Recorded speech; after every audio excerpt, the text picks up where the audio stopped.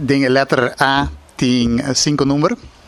Sobre nós tem 5 medidas, 5 passos que tem atender com ele. A meta general está de melhorar a coluna financeira, de melhorar manejo e controle financeiro.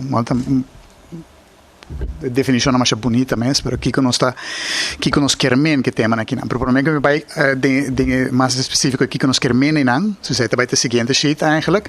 Agora não vai ainda. Nós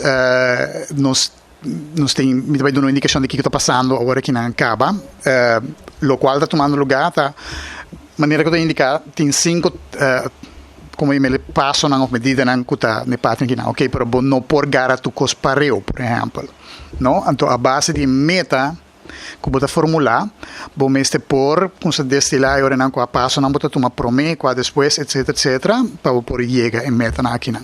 Esse bota se a base de método, não? E esse aí a conduzir no que não se chama roadmap é uma metodologia que está usada também em outro bolo vai high back também em outro tema não?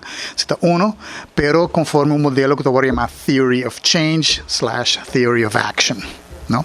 É dizer, é um tipo de conceito que tu vai usar para facilitar o processo de cambio e que a ação não tem toma para chegar no cambio não como quer. Agora, que o seguinte passo é simplesmente, bom, esta zona simples, mas esta parte mais complicada. Sobre formular e apresentar conceito não mais bonita, bota cinta, bota dar coffee, bota chegar a algo, pero agora que não é parte mais difícil também, qual é parte de execução de plano de ação.